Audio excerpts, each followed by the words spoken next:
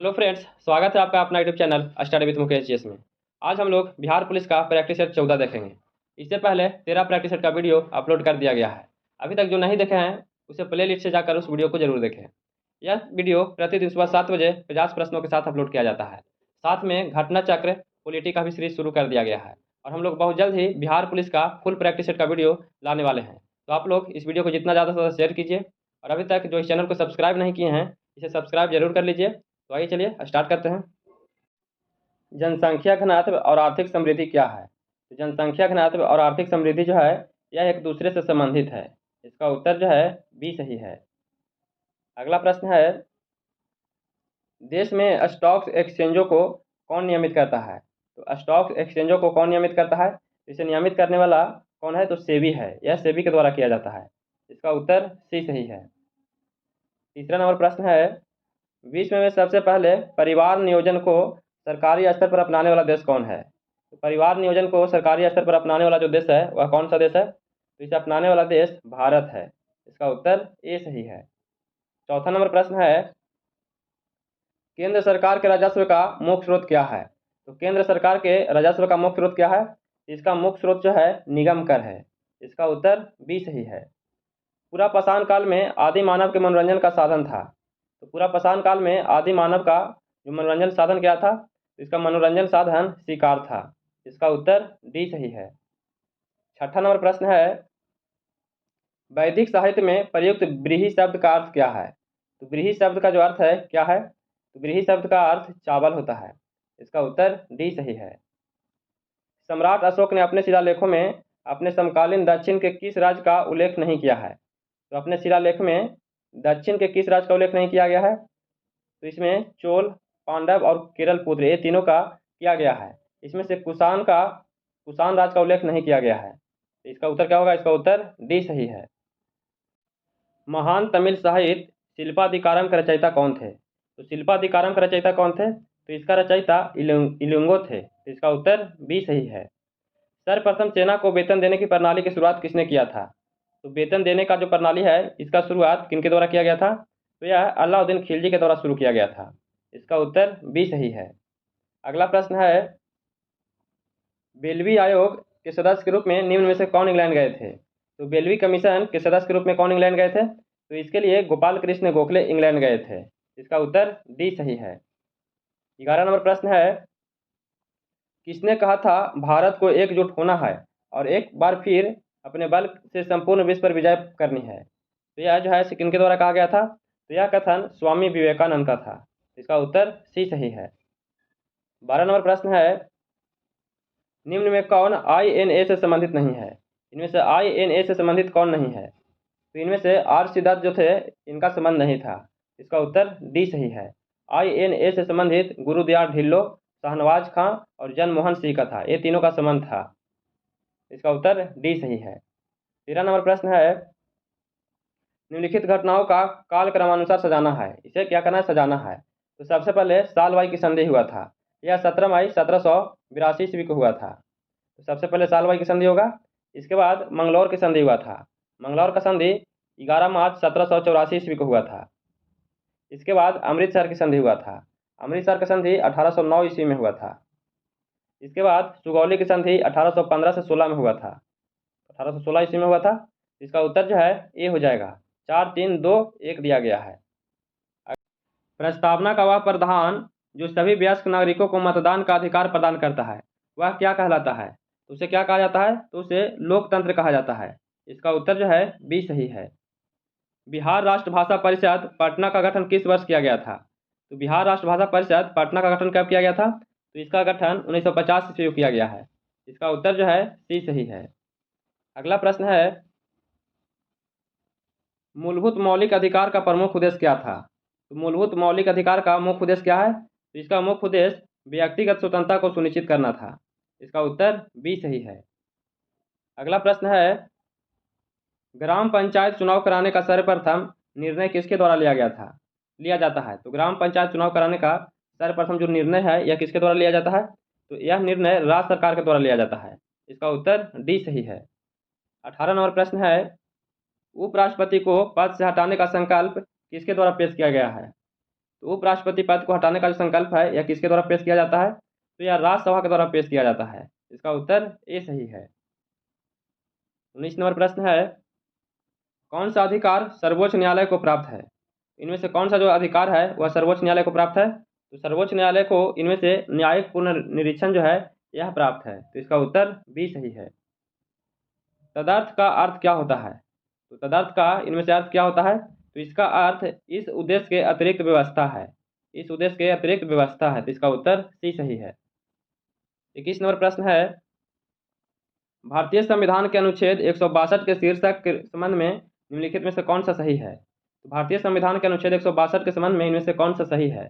तो राज्य की कार्यपालिका शक्ति का विस्तार यह जो है से सही दिया गया है। इसका उत्तर डी सही है। 22 नंबर प्रश्न है, हिमालय के प्रादेशिक विभाजन के फलस्वरूप पंजाब हिमालय का विस्तार है।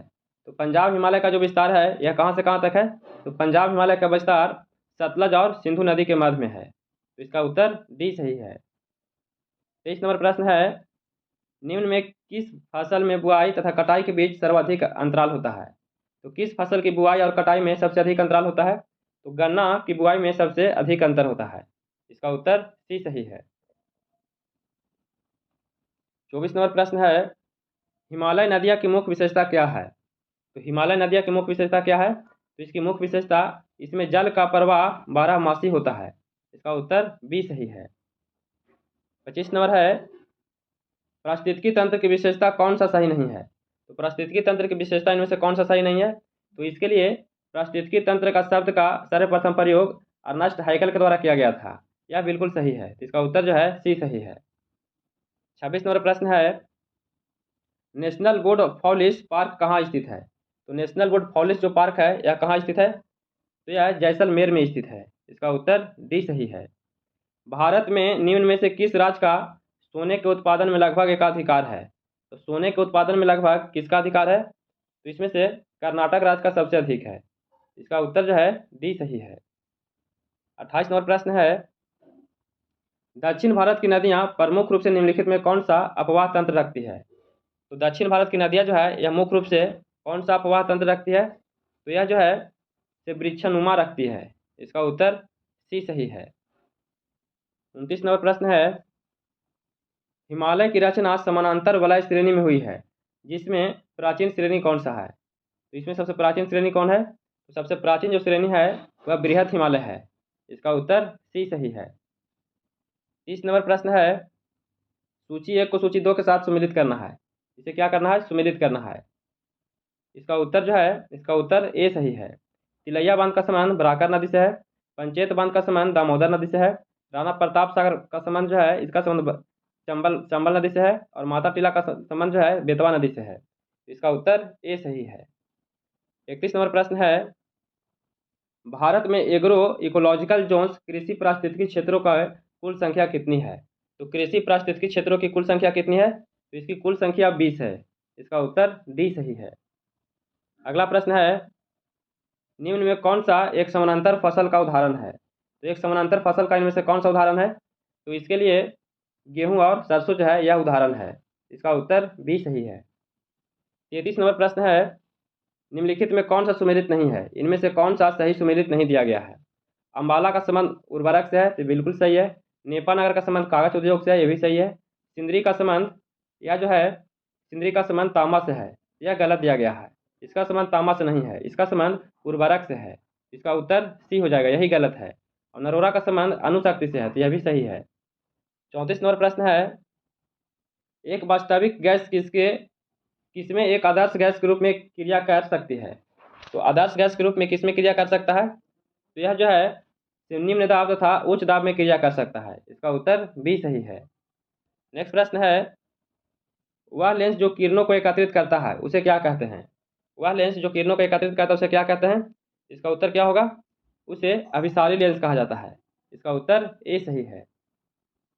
36 नंबर प्रश्न है, परावर्तन के नियम के अनुसार क्या होता है? आपतन कोण परावर्तन कोण के बराबर होता है।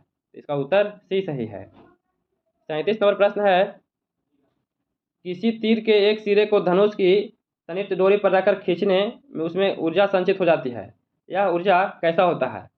तो जब खींचने की स्थिति में उसे ऊर्जा संचित होती है तो उसे स्थितिज ऊर्जा कहा जाता है। इसका उत्तर बी सही है। अगला प्रश्न है, प्रकाश विद्युत प्रभाव की खोज निम्नलिखित में से किसने किया था? तो प्रकाश विद्युत प्रभाव का जो खोज है यह किनके द्वारा किया गया था? तो इसका खोज हेनरिक रुडोल्फ हर्ट्ज के द्वारा किया गया था। इसका उत्तर जो है सी सही है। अगला प्रश्न है, अधातु में निम्न में कौन सा गुणधर्म समानता पाया जाता है? तो अधातुओं में इनमें से कौन सा गुणधर्म पाया जाता है? तो अधातुओं में इनमें भंगुरता का गुण पाया जाता है। इसका उत्तर ए सही है।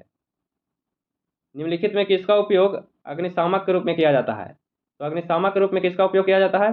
तो इसके लिए बेकिंग सोडा का उपयोग किया जाता है। इसका उत्तर सी सही है। 41 नंबर प्रश्न है, मानव अस्थि का सबसे प्रमुख घटक कौन सा है? तो मानव अस्थि का सबसे प्रमुख जो घटक है वह कौन सा है? तो वह घटक कैल्शियम है। इसका उत्तर बी सही है। वयस्क पुरुषों में आरबीसी का समान संख्या कितनी होती है? तो वयस्क पुरुषों में आरबीसी की संख्या कितनी होती है?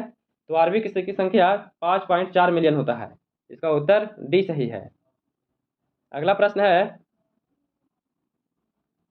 निम्नलिखित में कौन सी ग्रंथि वृद्धि हार्मोन का रिसाव करती है?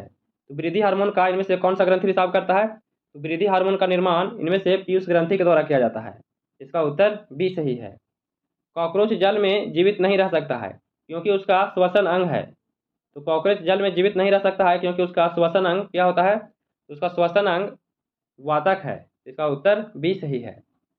45 नंबर प्रश्न है, तारों का टिमटिमाना प्रकाश का किस घटना के कारण होता है? तो तारों का जो टिमटिमाना है यह किस घटना के कारण है? तो तारों का टिमटिमाना यह जो है प्रकाश के अपवर्तन के कारण होता है। प्रकाश के अपवर्तन के कारण होता है। तो इसका उत्तर सी सही है। 46 नंबर प्रश्न है, एक तार में बहती विद्युत धारा एवं विभवांतर प्रत्यय को दुगना बढ़ा दिया जाए तो विद्युत शक्ति क्या होगा? तो विभवांतर प्रत्यय को दुगना अगर बढ़ा दिया जाए तो क्या होगा? तो इसका विद्युत शक्ति जो है यह 4 गुना बढ़ जाएगा। इसका उत्तर जो है बी सही है।